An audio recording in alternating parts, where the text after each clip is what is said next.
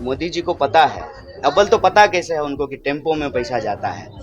अगर पता है तो फिर वो टेम्पो पकड़ क्यों नहीं रहे हैं। प्रधानमंत्री जी कभी कभी भूल जाते हैं कि वो प्रधानमंत्री हैं और विपक्ष की तरह बात करने लगते हैं। नीतीश जी तो अब अलायंस में भी हैं मोदी जी के साथ में ही, जो है घूम रहे थे रोड शो में, तो कान में पूछ लेते नीतीश जी कि सर अब तो दे दीजिए बिहार को विशेष राज्य का दर्जा। अब चुनाव में आते हैं, कोविड में आए थे जब लोग मर रहा था बिहार में, जब गुड़गांव से दिल्ली पैदल लोग चल करके बिहार आ रहा था तब नहीं आए थे। चुनाव है, क्यों नहीं आएंगे?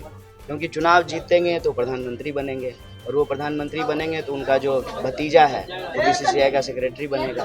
तो मेहनत कर रहे हैं अपने भतीजा के लिए। अब गुजरात में बीजेपी एमपी का बेटा ईवीएम हाथ में लेकर के कह रहा है कि ईवीएम मेरे बाप का है। सिर्फ बेगूसराय से नहीं, बिहार में और पूरे देश में इंडिया गठबंधन की एक लहर है, और जो बात 400 से शुरू हुई थी एनडीए के द्वारा, वह बात जो है आप काफ़ी फीका जो है होता हुआ नजर आ रहा है।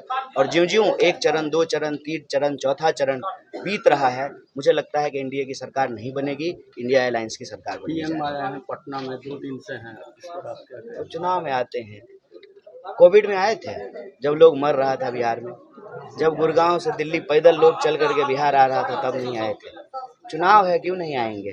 क्योंकि चुनाव जीतेंगे तो प्रधानमंत्री बनेंगे, और वो प्रधानमंत्री बनेंगे तो उनका जो भतीजा है वो बीसीसीआई का सेक्रेटरी बनेगा।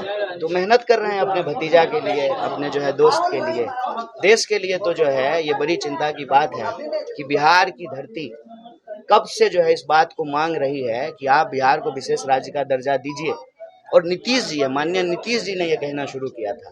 तो नीतीश जी तो अब अलायंस में भी हैं मोदी जी के साथ में ही, जो है घूम रहे थे रोड शो में, तो कान में पूछ लेते नीतीश जी कि सर अब तो दे दीजिए बिहार को विशेष राज्य का दर्जा। चुनाव के लिए आए हैं, इस वक्त ही बिहार के नागरिकों को, बिहार के मतदाताओं को प्रधानमंत्री जी से ये पूछना चाहिए कि 1 लाख करोड़ और 50,000 करोड़ आप बिहार को दे रहे थे, कहाँ है वो? क्यों नहीं आप बिहार को जो है विशेष राज्य का दर्जा दे रहे हैं? और यहाँ के नौजवानों की जो तकलीफ है, जो किसानों की तकलीफ है, जो गरीब मजदूर लोग हैं, जो खेती करने वाले हैं, दुकानदारी करते हैं, किसी तरह से अपने जीवन का गुजर बसर करते हैं, उनकी आवाज़ क्यों नहीं सुनते हैं? लोकतंत्र में लोगों की आवाज़ को नज़रअंदाज करके कौन सी व्यवस्था हम लोग कायम कर रहे हैं? और आप लोगों ने देखा होगा कि कितनी चिंता की बात है कि गुजरात में बीजेपी एमपी का बेटा ईवीएम हाथ में लेकर के कह रहा है कि ईवीएम मेरे बाप का है। तो तानाशाही देश पे थोपी जा रही है। वो पटना आए कि दिल्ली जाएं, मुझे लगता है कि इस देश की जनता जो है वो अब तानाशाही बर्दाश्त करने को तैयार नहीं है। मुझे लगता है कि जनता शायद जो है उनकी इस साजिश को समझ गई कि 400 सीट ये इसलिए मांग रहे हैं कि संविधान बदल दें, तो शायद इस बात को उन्होंने बोलना थोड़ा कम कर दिया है और यह आवाज़ थोड़ी फीकी हो गई है। अडानी को टारगेट कर रहे हैं मोदी जी, क्या कहेंगे? पता नहीं हमको, तो ये तो बड़ा अजीब लगा। मेरा उस पर सिंपल एक बात है कि अगर मोदी जी को पता है, अव्वल तो पता कैसे है उनको कि टेम्पो में पैसा जाता है। अगर पता है तो फिर वो टेम्पो पकड़ क्यों नहीं रहे हैं? चलिए, टेम्पो अगर नहीं पकड़ पा रहे हैं तो ईडी और सीबीआई वहाँ क्यों नहीं जा रहा है?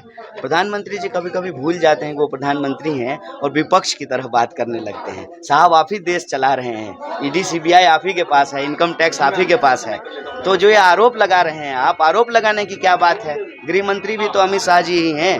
भेज दीजिए उनके घर पे सीबीआई, छापा मरवा लीजिए, पकड़ लीजिए टेम्पो, पकड़ लीजिए काला धन। तो मुझे लगता है कि ये एक और मुद्दों को गुमराह करने का उनका तरीका है जो हमेशा से वो करते हैं।